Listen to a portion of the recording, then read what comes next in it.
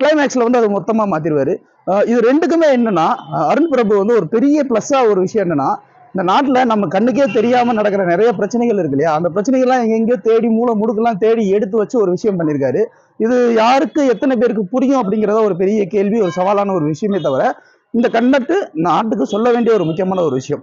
வந்து ஒரு பட்ஜெட்டுக்குள்ள எடுத்திருக்காங்க அப்படிங்கிற ஒரு இதுவே இருக்காது. அந்த கதைக்கு என்ன தேவையோ அந்த கதைக்கு உண்டான எல்லா விஷயத்தையுமே வந்து விஜய் ஆண்டனி அஸ் தயாரிப்பாளரா எல்லாமே கொடுத்திருக்காருன்னே சொல்லலாம். இதுல வந்து இருக்கிற ஒரு ஸ்ட்ராங் கண்டென்ட் அப்படிங்கிற அந்த ஒரு விஷயம் தான் எல்லாரையுமே பேச வைக்கும். ஏன்னா நம்ம எல்லாருமே லஞ்சம் கொடுப்போம், எல்லாருமே லஞ்சம் வாங்குவோம், இந்த மாதிரியான நிறைய விஷயங்கள் கண்ணுக்கே தெரியும் இங்க என்னென்ன தப்பு நடக்குதுன்னு. ஆனா எல்லாம் தெரிஞ்சுமே நம்ம என்ன கண்டு காணாம இப்ப நமக்கு எதுக்குப்பா நம்ம போயிருவோம்ப்பா, நமக்கு எதுக்கு சம்மந்தமே இல்லப்பா அப்படிங்கிற மாதிரி ஒரு விஷயத்த கடந்து போற ஒரு விஷயத்த ஒரு செகண்ட் யோசிக்கிற மாதிரி ஒரு முக்கியமான ஒரு விஷயத்த இதுல பண்ணியிருக்காங்க. என்னை பொறுத்த வரைக்கும் இந்த படத்துல வந்து விஜய் ஆண்டனி வந்து எப்பவுமே இதுக்கு முன்னாடி இன்டர்வியூ சொல்லியிருக்காரு, என்னுடைய நடிப்பு இவ்வளவுதான் சார் அப்படின்னு.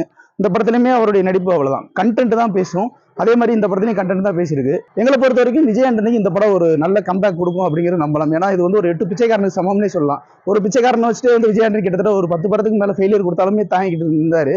இந்த படம் வந்து அந்த ஒரு விஷயத்தை பிரேக் பண்ணி அதுக்குள்ளேயே ஒரு விஷயத்த சொல்லுது. அது ரொம்ப முக்கியமான ஒரு விஷயம். அப்புறம் இந்த படத்தோட இயக்குனரை நம்ம பேசியே ஆகணும்.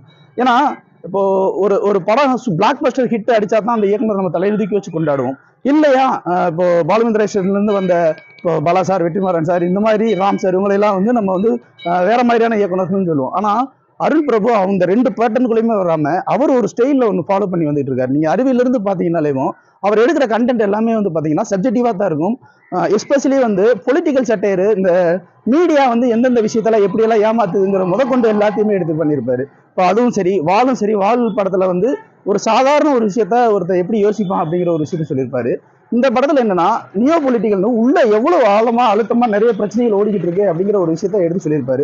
எங்களை பொறுத்த வரைக்கும் இந்த படத்தை நாங்கள் முன்னாடியே சொல்ற மாதிரி தான், சங்கர் வந்து இந்தியன் 2க்கு வந்து ஏதோ ஒரு மொக்க கதையை எடுத்து போல இந்த மாதிரி ஒரு கதையை வச்சு பிரம்மாண்டமா எடுத்திருந்தாருன்னா இந்த 1000 கோடிக்கு பூரா பூரா அடிச்சுக்கிருக்காங்க தெரியுமா. அந்த மாதிரி சங்கர் மாதிரியான ஒரு ஆள் வச்சு ஒரு பெரிய ஹீரோ வச்சு கமல் சாரே இது மாதிரி ஒரு ரோல் பண்ணி, ஏன்னா இந்தியன் படத்துல ஃபர்ஸ்ட் பார்ட்ல வந்து அவர் ஒரு பிரேக் இன்ஸ்பெக்டர், அங்க நடக்கிற லஞ்சம் வாங்குறது எல்லா விஷயமுமே இருக்கும்.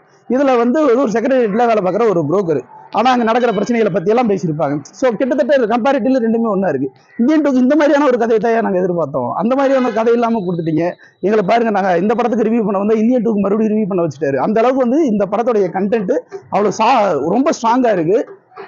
நிஜமா சக்தி திருமகன் எத்தனை பேருக்கு பிடிக்கும் தெரியல, ஆனா கண்டிப்பா பார்க்கக்கூடிய ஒரு படம். எங்களுடைய இந்த ரிவ்யூ உங்களுக்கு ரொம்ப பிடிச்சிச்சுன்னா லைக் பண்ணுங்க, ஷேர் பண்ணுங்க. கருத்துக்களை ஏதாவது முரண்பாடு இருந்துச்சுன்னா கீழே இருக்கிற கமெண்ட்ஸ்ல கமெண்ட் பண்ணுங்க. நன்றி.